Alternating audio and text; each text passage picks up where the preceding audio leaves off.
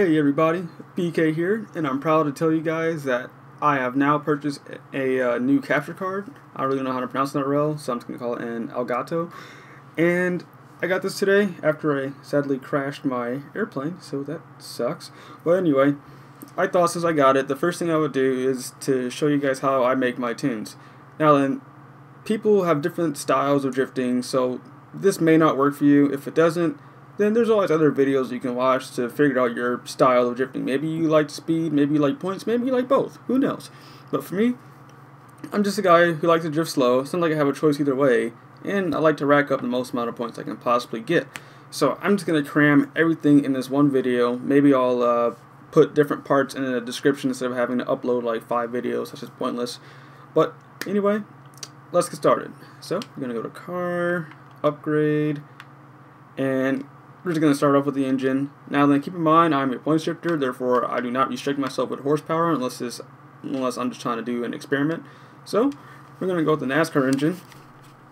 Then we're going to go over to the engine. Of course, going to max it out, take out the restrictors. Okay, now we have 900 plus horsepower. So now we're just going to start adding our essentials. But before we continue, I use drag tires, and if you don't use drag tires on this tuning setup or tuning video, it may cause confusion and it may cause you to screw up your drifting. I mean, who knows? It may work for you, may accidentally make you better than what you are now.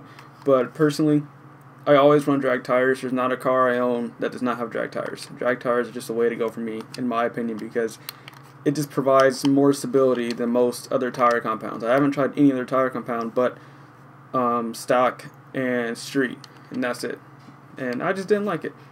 Now then, right now we'll leave the tire width alone because you only want to add tire width if your car is just extremely unstable. Now then, adding tire width, it has to be kind of balanced out, because if you're gonna have this Chrysler and you decide to add rear tire width, sure, it'll make your car more steadier, but you can't match the angle that you know that you can get without the front tire width. So if you add rear tire width but no front tire width, it's going to cause your car to oversteer, and it's just going to be completely insane, and it's just going to be hard to control. It'll be nice and smooth, but you couldn't get a large angle, and that's not going to help you out with your points. Now then, when it comes to the front tire width, for me, I use this on the Range Rover because it's just big and heavy, and it's kind of sluggish around weight transferring. So you want to use a front tire width to give your car a little more grip, and when you get that grip, you can weight transfer just a little faster, but you should only apply it if you're going to use rear tire width and front tire width at the same time, or if your car is heavy like a Jeep or the Range Rover or any other car out there, maybe like the SLS because it is pretty long, you need a weight transfer kind of quickly. Front tire width will help. Don't add rear tire width; it will slow you down. It may make you more steadier, but really it's just gonna mess you up in the future. I can't really explain how it feels whenever I do this, but that's just my explanation of it. I hope you guys understood that. But anyway, just going to add the rest of the stuff inside here. I do think I did. I think I may have done a weight reduction whenever I first made this tune. I don't want to cheat and go back and look at my old tune. I want to make sure I actually know what I'm talking about, so I'm going to start fresh. So let's see here. So yeah, we're just going to continue on with our upgrades. And personally, I don't like to add a roll cage. I haven't really found any major changes whenever I add that when it comes to drifting, so I'm just gonna leave that out. You don't want more weight on certain cars. I don't know what was my PI on my Chrysler whenever I made the video. I'm not sure. That doesn't seem right. Oh wait, yes, you know what, that is right. Never mind, because it's a 700 PI. My bad. So just gonna keep upgrading our car until it's complete, and we are almost done. But it's lagging, slowing down a little bit. This isn't as fast as it was on Forza 4, I'll tell you that much. Now, hopefully we don't... Okay, good. 699. Awesome. So, right underneath that S-Class, I don't really like to drift any cars above S-Class. I don't know why I'm like that in this Forza, but that's just me. So, now that we got this done... Oopsie, I meant to go to test drive. So, I just want to do a little test run without the tune being on. And what better track to go than Silverstone? I actually like Silverstone in this game. It's very smooth and nice. I don't know why. I really didn't like it on Forza 4, but on this game, I'm loving it. Now then, in Silverstone, there isn't really a specific spot where tuning your springs would matter, but I'll explain how to tune your springs just to get a little more stabilization out of your drifting. Now then, whenever I tune springs, I will admit it is kind of random, but then again, I start to learn how to just go by feel, and whenever I do that, I can just make it a lot better than what it was originally. So I can just glide over the apexes with no problem. I don't have to worry about that constant turn in, like as in if you're on Prague and you're touching the drain and your car just race quits life and just spins out and you smack into the wall, you cause a massive pileup and everybody hates you, and then it just gets worse from there on.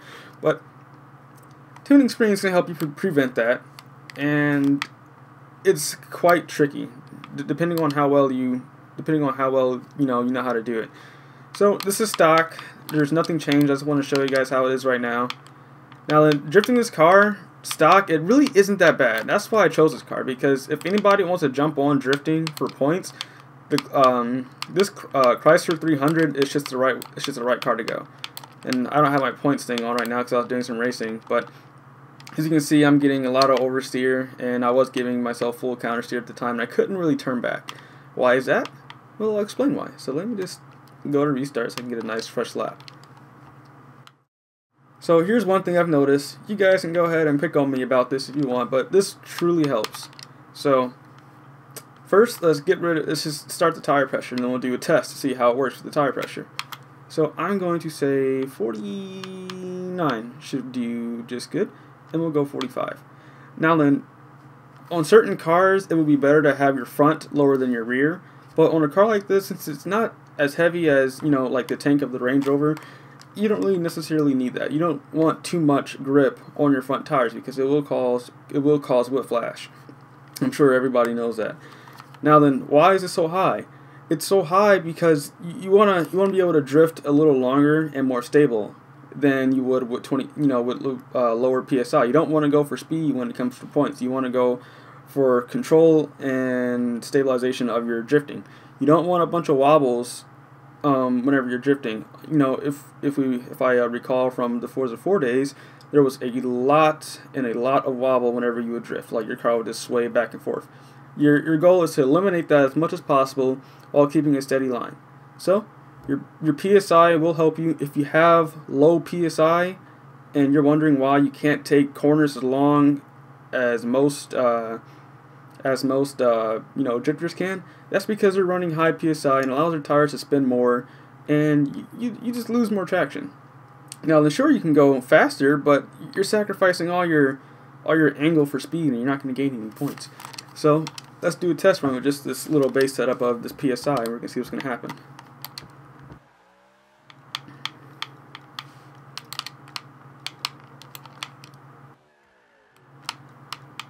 Now, as you can see, it was completely different from what happened before then. So it looks like I may be running a little too much PSI, or that was just a bad start. So I started to get used to the low PSI, so that's going to be a bad example. Now, as you can see, I was able to actually save that angle before then. Before, I couldn't save it, but now that I've changed up my PSI a little bit, I'm able to. I forgot I don't have a brake drift set up, so I couldn't really extend my drift any longer. Okay, so now you guys can see a little bit of a difference in my speed and my angle and control of my car. Even though I'm sliding off a little bit, don't mind that.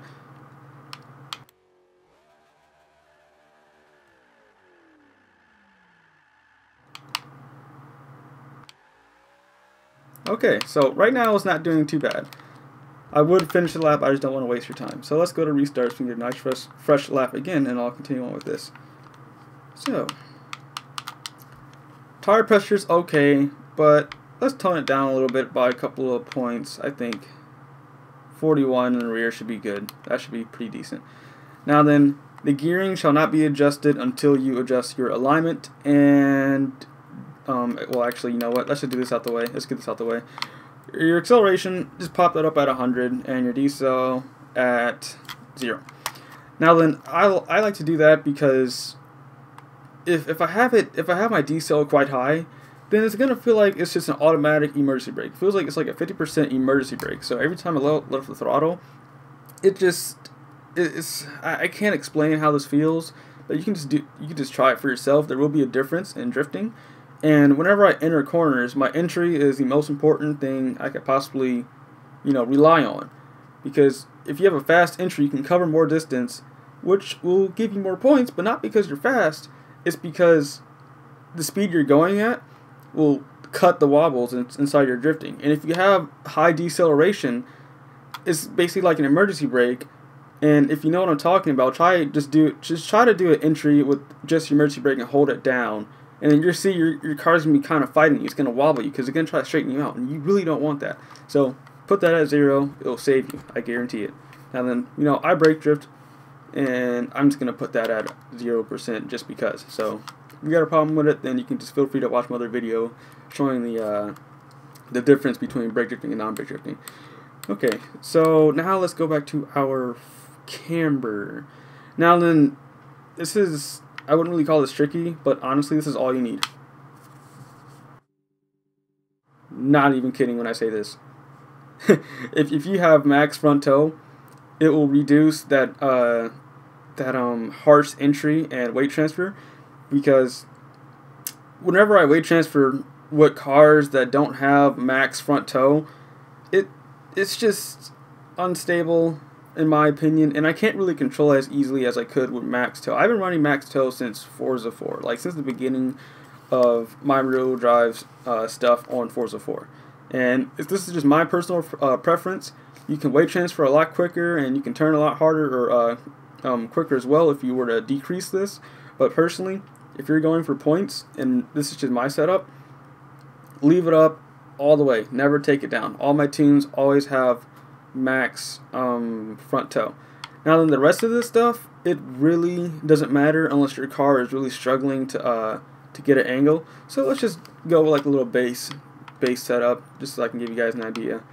Now then, I like to leave my front camber as close to positive as I can, unless the car is big and heavy and I need it to turn in faster. So right now you just want it nice and smooth because this car isn't going to be that heavy. I mean, it's not going to be that heavy. So you don't want to have it where you have a bunch of front negative camber, because it'll be too sharp and it's gonna mess you up with your drifting. You don't want that. So we're gonna have that, and your toe. I can't really explain toe. Toe is a little random. It's either going to be a couple points higher than my negative camber, or it's going to be a few points lower. It's just I can't really explain toe, but I like it. Sometimes I just leave it alone and don't even bother at all.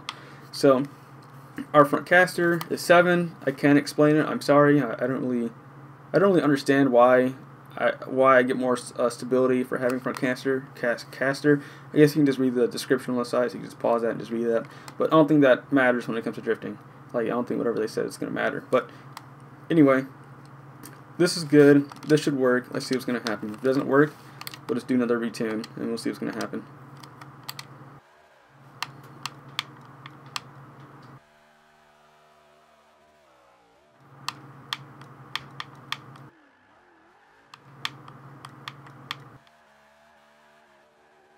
Okay, now as you can see, that was a lot steadier than my other entries. My other entries were really, really harsh. The speed has decreased by a lot. Now I have my drift HUD on so I can see how I'm really doing. But my first corner wasn't that pretty because, I'm still trying to tune this car. As you can see, it's just nice and gentle. Really good car. And you can see what I'm talking about with that deceleration. I just left the throttle and it just takes care of it. And right now you're probably hearing my controller tapping, and that's just because I'm just trying to keep it level. And plus my controller is right next to my mic, so I'm sorry that's annoying you. Now that wasn't that bad. I could have done a lot better than what I did right there, but I actually don't mind it. And now, I think I may have picked a bad car for the gearing, but the gearing all depends on how you're on how much power you have. Now then, if you're running low horsepower, well, I honestly really shouldn't do this if you have low horsepower. But anyway, high horsepower cars should always have low gearing. As in your final drive, you can just mess with your final drive and that'll solve everything. So, for example, let's say I had a, let me see here. Some people run their gearing quite highish. And I don't like high gears because that gives me the instant power, and sometimes you don't want instant power. Now then, I've been getting kind of used to this, so I'm probably going to give you a bad example of what I'm trying to show you. I'm trying to show you what happens if you have high gearing, but we'll see what's going to happen. That was a bad entry, I'm sorry. But I'm experiencing a little more harsh wobbles, and that's because I'm getting all my instant torque and I'm just getting all my instant torque. And for me personally, I like to save that power and use it for when I really need it. So whenever I say that, I'm talking about having my gears a little longer, just so that it will build up slowly. If it's a nice slow build up, then you won't have to worry about giving it a little throttle and you're just going to spin out. You won't have to worry about that. Matter of fact, you can give it full throttle and you don't have to worry about anything. So, what was it at? Like 320? So I guess 340 should be just enough. I still want a little power just to get it sideways a little easier. But you just don't want it too low, because then it'll take too long for you to build up your power, and then you just won't get sideways. So the alignment is okay, but I'm feeling a little loose in the rear end. So what we're going to do is we're not going to lower our toe. We're going to lower our negative camber in the front. So I say you put it down towards 7, and that should be a noticeable difference. And also I didn't adjust my ride height. So I'm going to lower my rear and raise my front up to 5.3 to level it out. I don't like having uneven, cars. I just don't like that. So now that that's fairly low, this should work a little better than what it did before. Now keep in mind, you really don't have to tune any of your camber and your rear toe. The main thing that matters is your front toe. That's basically it. That's all it is to it, in my opinion. I mean, you can get technical and tune it to your feeling. If you like it a little sharper, go ahead and slap on some more negative camber. But I highly suggest to leave your front toe alone and just make sure it's just at 5.0. Don't bother any more than that. So now we're going to try another lap with this little adjustment and see what happens. And so let's see what we notice.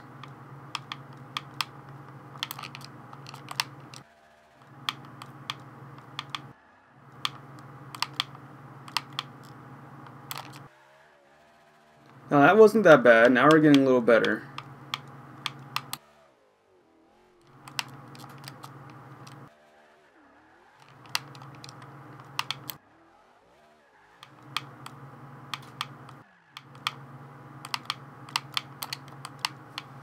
Once again, I'm sorry. I keep forgetting that I'm recording, and then my hand gets all the way down there by the mic, and it's just annoying you guys. Okay, so now we did a little better. We got a 1,000 point increase, but I was drifting pretty sloppy on the first corner. Now then, a couple things to make this car feel like what you're drifting now, but still get the most points. This won't affect it drastically, but it should give you enough traction in the front where you would feel comfortable with drifting. So let's say you're a fast drifter, right? You don't really like to drift slow. Well, you're still going to be drifting slow, but you can still get that quick reflex feeling, oopsie, by just simply matching your front PSI with your rear PSI. And that'll give you your quickness of weight transferring, or it should be a little quicker if it was right there. But what was this at before then? 49? Okay, good. But personally, I always keep my front PSI higher than my rear. Unless, the car is heavy and it needs the extra grip.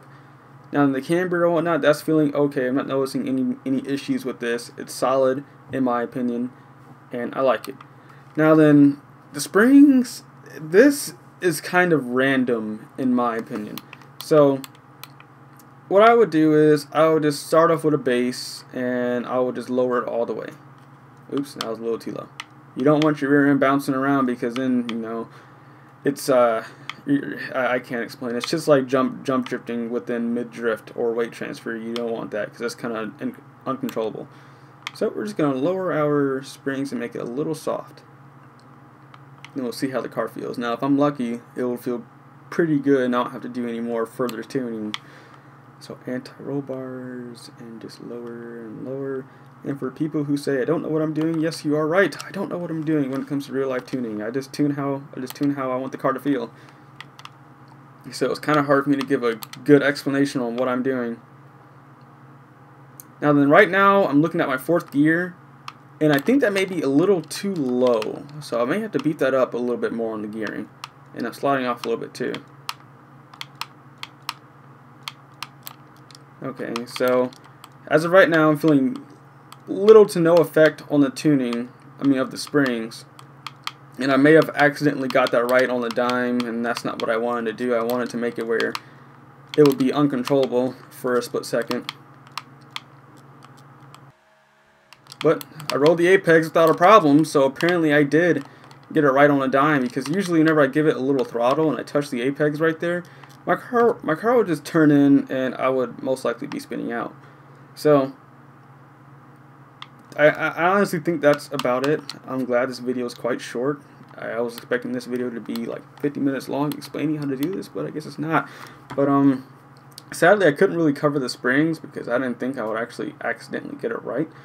But let's say I'm just gonna do this, and then I'm just gonna keep lowering it. Now then, I felt my front end lifting up a bit, so instead of me lowering that and giving you a demonstration, I'm just gonna raise this up a little bit and raise my rear a little bit just as well, or my my rebound stiffness, because I don't like it whenever my car starts hopping off the ground a little bit or moving too much during mid-drift. You don't want that much body roll. So right now I just lowered my front just to see. I lowered my front spring right here just to see what's going to happen if I were to actually drift it. Maybe I can see, sum up some kind of fix for it if you're experiencing this kind of problem.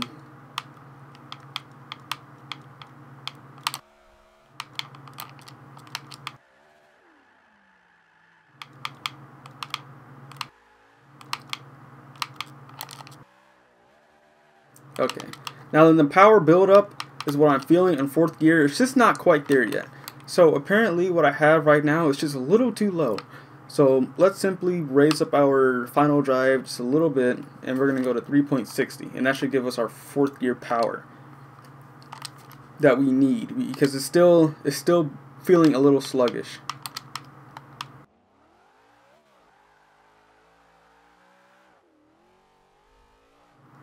And don't watch, messed it up. Okay, now you guys can watch again.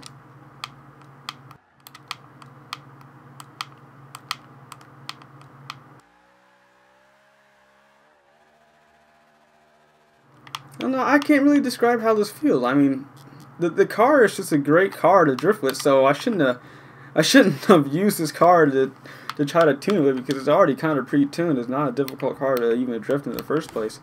But worst case scenario is that you tune your springs and they're too soft, your front end starts lifting up. All you have to do is just simply increase it a little bit. But you don't want your car too soft or too stiff, because if you have it too stiff, it's just gonna catch too much grip on the apex or grass, and it's going to instantly pull you in, and you're going to be a very, very unhappy drifter.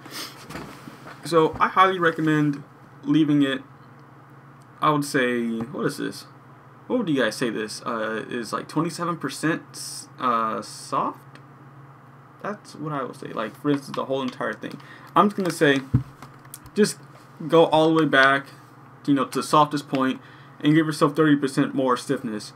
And by doing that, your car should be automatically set for any kind of terrain that you encounter, basically for everything. And if you really want to get into fine detail with it, just try to look for the key points whenever you're drifting. So if you're drifting and you notice that you have no response, like your car is just saying, you're not my master anymore, I'm going to do whatever I want. You know how Charizard and Ash Ketchup, whatever his name is, and Charizard wasn't listening to him. He was just being a faggot and doing whatever he wanted to do. That's basically how it's going to be with this. If you're not careful with your tuning, with springs, you can just lift up, like your front end will lift up, just like I explained, and you just won't have any traction. Like, it will just pop up every now and then from hitting those little bumps that's inside the road. So just to be safe, I would raise my anti-roll bars just a little bit in the front, and that should solve the problem, so I wouldn't have that. I really hope I'm making a good explanation for you guys. I'm actually kind of nervous because this is the longest I've ever recorded for. Now that entry is solid. My drift right now is more solid than it was before then. I am loving this. Weight transfer solid. I got rid of that little hop that caused my car to oversteer a little bit more with the weight transferring. And this is amazing. Just going to tap my brake, get a little more angle. Oh yeah, there we go. We hit the jackpot. We officially hit the jackpot. We are rolling in dough right now. Okay, that is excellent. Excellent tune. So, I hope I explained it a little where you guys can understand on how I tune. Try doing this on a different car. Certain cars in this game cannot drift as well as you would think they can. I mean, I've learned that the hard way. I bought the Hennessy Venom. I was like, yeah, I finally bought the Hennessy Venom. And then I realized how bad it was compared to Forza 4. And I just wanted to...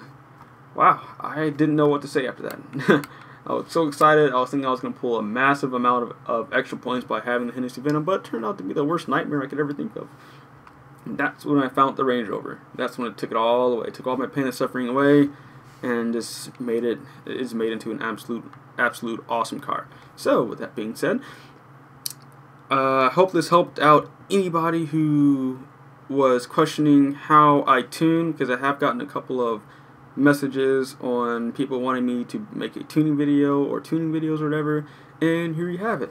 So if you guys have a car that you want me to make a drift tune build video on, post it in the comment section below. I can't do all of them. If I ignore your comment, it's just that the car is just so bad and I can't do it, or maybe I've already done it, but I will gladly remake it for you just so you guys can see how I'm doing it. And I will post my original tune that I was previously using before I made the tuning video, just so that you guys can have a better tune. Because whenever I make a retune of something, it's probably not going to be as good, because I spend at least about a good 30 to 40 minutes fine tuning it after I finish something like this. I would just keep doing an extra 20 more laps just to make sure it's perfect and there's no problems with it. So, with that being said, I will catch you guys later. I really hope you guys enjoyed this video. I know it's kind of long. I really hope you guys stuck with it. I'll be checking what's it called? I'm gonna mess this up. Statistics of the video to see how many people actually watched the whole thing. I'm hoping I can at least get half the viewers watching it all. That'll be nice. So I guess I will catch you guys later. Any ideas you guys have to offer, let me know, and expect a tuning video possibly later, not tuning video, a mini tandem video later tonight, now that I finally have this new capture device, and this thing is absolutely amazing. And before I go, since this thing has flashback recording, you're probably going to hear a couple of montages of either me raging on Rivals and online, and that will be a lot of raging, or maybe you could possibly catch one of my reactions just like on the Forza Motorsport 4 car crash explosion. So expect one of those videos very shortly. Tell me which one you want to see first. Xbox, stop listening. Jeez, man, this is insane. Did I even say Xbox? Stop listening. Anyway, so expect one of those videos quite soon. Most likely a montage, and the new Forza Motorsport 5 Top Gear series will be released sometime next week, I'm hoping, or maybe this week, if I get my people ready. So I got 2 people so far, I do believe, and I was going to need a couple more convincing people to help out with this, and hopefully people can hear. Actually, no, I should test this before I end up doing this. But anyway, yeah, so I'm going to plan on doing a Top Gear series and whatnot, just a remake. And I'll try to make it as similar and as entertaining as I can. I don't want to make it too long because I don't want to bore you guys, because I need to have a good conversation, a good plot and whatnot, and a good story to tell whenever I'm building this video. And this will be most likely an exact replica, and I think it's going to be amazing. So, I didn't mean to drag you guys on for extra 3 minutes. That's just extra information. Let me know what you want me to do, and I shall see you guys.